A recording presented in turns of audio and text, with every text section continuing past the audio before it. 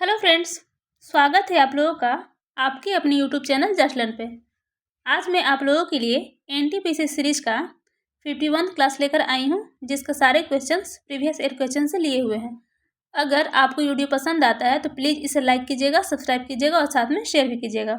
और आज से पहले का जितनी भी क्लासेस है उन सारे क्लासेस को प्लेलिस्ट में लगा दिया गया है, आप उसे आसानी से जाकर वहाँ पर देख सकते हैं। तो चलिए आज का हम लोग फर्स्ट क्वेश्चन स्टार्ट करते हैं।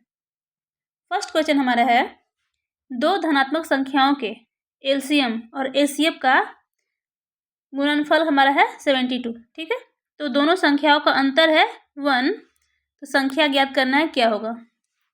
हम लोग एक फॉर्मूला क्या जानते हैं, एलसीएम इंटू में एचसीएफ इक्वल टू क्या होता है, फर्स्ट संख्या इंटू में सेकंड संख्या होता है। ठीक है, क्या क्या दिया हुआ है, दोनों का गुणनफल दिया हुआ जो कि यही है दोनों का।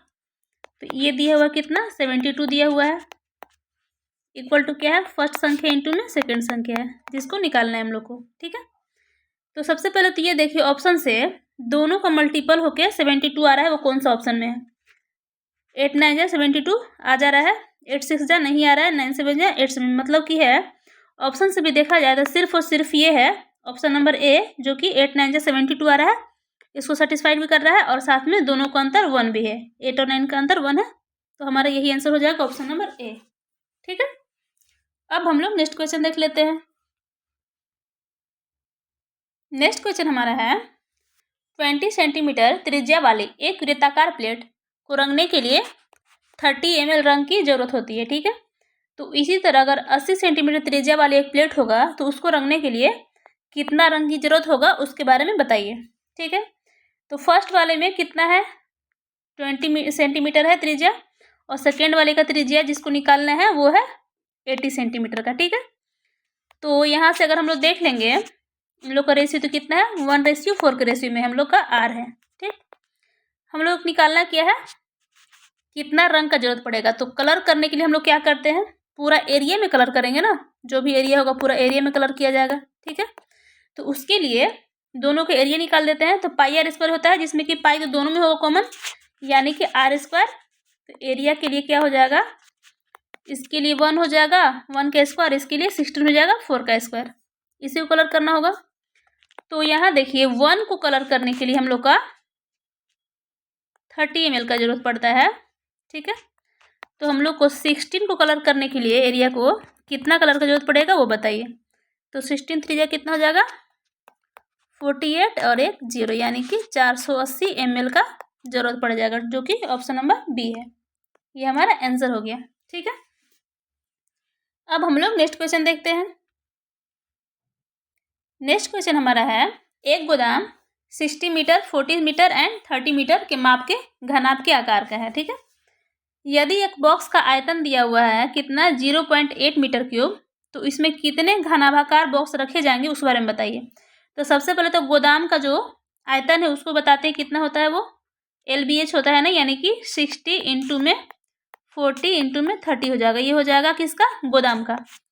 एक बॉक्स का आयतन कितना है 0.8 है, तो डिवाइड कर दीजिए उससे, तो हमारा निकल जाएगा कि इसमें कितने बॉक्स रखे जाएंगे। इस 0 के लिए यहाँ पे एक 0 आ जाएगा, 8 से काटेंगे तो 5 टाइम्स में कट जाएगा, मल्टीप्लाई कर दीजिए, 6 5 30 30 90, और इसमें 1 2 3 0 और, यानी कि 90,000 हो जाएगा हमारा बॉक्स, जो कि ऑप्शन नंबर सी है। ये हमारा आंसर हो गया। ठीक है, अब हम लोग नेक्स्ट क्वेश्चन देखते हैं। नेक्स्ट क्वेश्चन हमारा है, एक तार से बने 56 मीटर त्रिज्या वाले एक वृत्त को काटा जाता है। ठीक है, और फिर इसे वर्ग के रूप में मोड़ दिया जाता है, मतलब कि एक सर्कल है उसी को वर्ग बनाया जाता है, और इस सर्कल का क्या है, रेडियस है हमारा 56।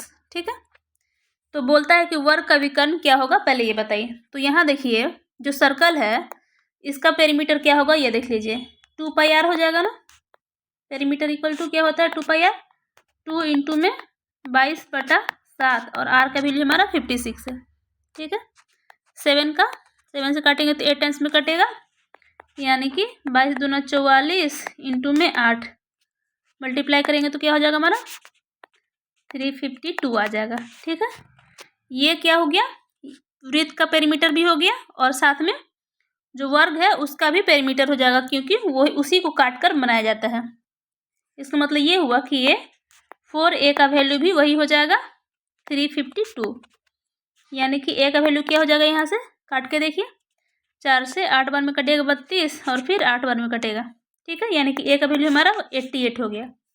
विकर्ण पूछ रहा है, वर्ग का विकर्ण क्या होता है,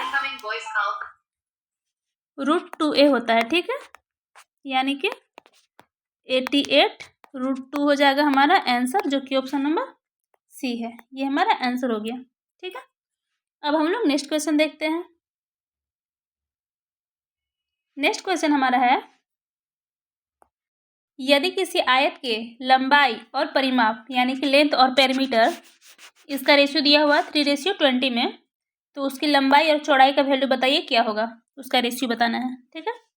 तो सबसे पहले तो ये लेंथ और पेरीमीटर का रेशियो दिया हुआ 3:20 में, ठीक है। और पेरीमीटर इक्वल टू क्या होता है हमारा, आयत का पेरीमीटर होता है 2 of L + B, ठीक। इसका वैल्यू क्या है, ये 20 दिया हुआ तो 20 लिख देते हैं यहाँ पे। 2 of L का वैल्यू 3 है, तो 3 प्लस में B इक्वल टू 20, काटेंगे तो ये 10 टाइम्स में कटेगा, तो हमारा B का वैल्यू हो जाएगा यहाँ से 7, ठीक है। तो यही पूछ ही रहा है L और B का रेशियो, तो L/B हो जाएगा हमारा 3:7, ये हमारा आंसर हो गया, ठीक है, जो कि ऑप्शन नंबर बी है।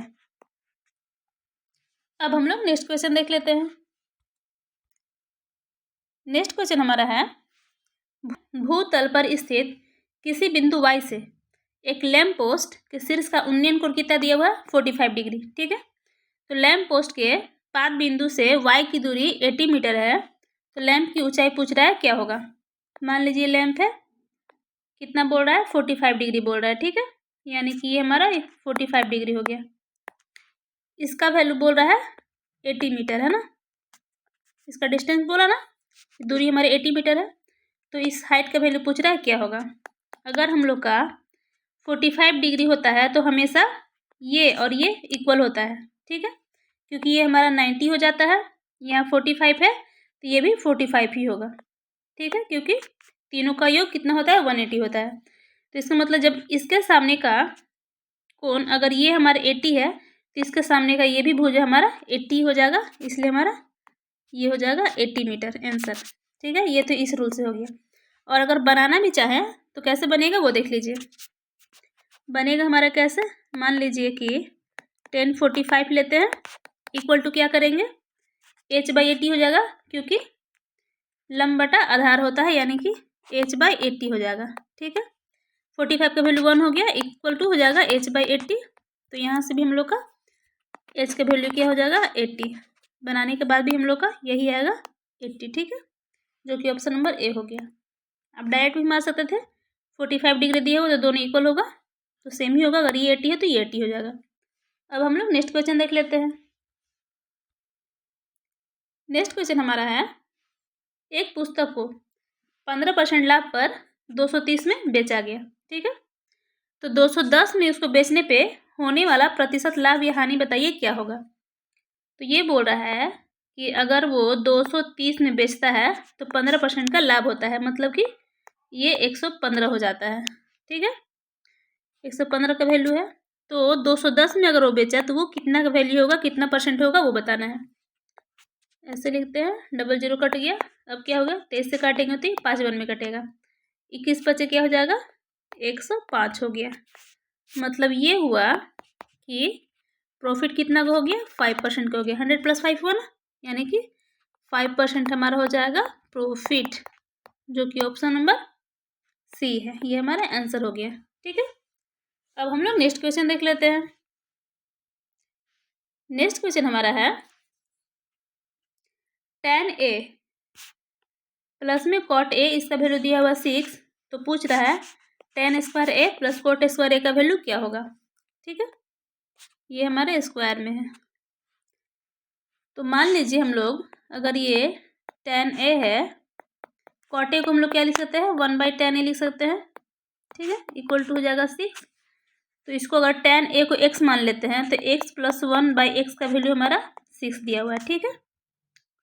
तो यहाँ पूछ किसका वैल्यू रहा है, तो यहाँ वैल्यू पूछ रहा है किसका, एक्स स्क्वायर प्लस में 1/x² का। ठीक है, इसको तोड़ेंगे तो यही फॉर्म में आ जाएगा।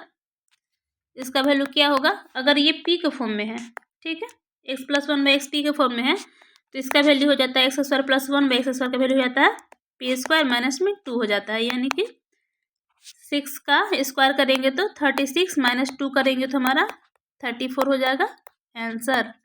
ठीक है, जो कि ऑप्शन नंबर बी है, ये हमारा आंसर हो गया। अब हम लोग नेक्स्ट क्वेश्चन देख लेते हैं। नेक्स्ट क्वेश्चन हमारा है, रिंकू दीपक की तुलना में 2 गुना कुशल है, मतलब कि 2 गुना उसका इफिशियंसी ज़्यादा है। किसका, रिंकू का है। दीपक अगर 1 है तो रिंकू का 2 है, ये हमारा इफिशियंसी का रेशियो है। आगे बोल रहा है कि वे एक साथ मिलकर कार्य को 28 डेज में कंप्लीट करते हैं, तो रिंकू के बारे में बोल रहा है कि वो अकेले कितना दिन में कंप्लीट करेगा।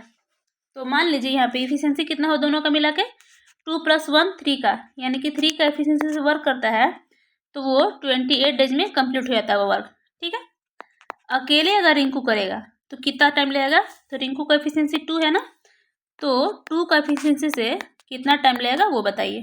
ठीक है, देख लीजिए क्या होगा, 2 से काटेंगे तो 14 टाइम में कटेगा, यानी कि टी का वैल्यू हो जाएगा 42, यानी कि 42 डेज लग जाएगा इसको रिंकू को वर्क करने में, जो कि ऑप्शन नंबर डी है, ये हमारा आंसर हो गया। ठीक है, समझ में आगे हो क्या किए थे, दोनों का इफिशियंसी को पहले निकाल ले, 2 गुना है तो 2:1 हो गया।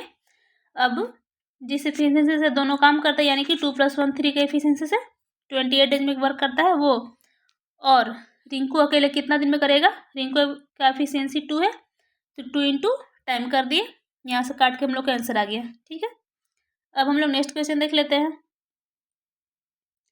नेक्स्ट क्वेश्चन हमारा है, हमें 7 और 9 में से प्रत्येक कितना जोड़ना चाहिए ताकि इस प्रकार बनी 2 संख्याओं का अनुपात 13:14 हो जाए। इसके लिए देखिए क्या हो जाएगा, मान लीजिए कि 7 और 9 के रेशियो में पहले से था, अब क्या हो जाएगा 13:14 हो जाएगा।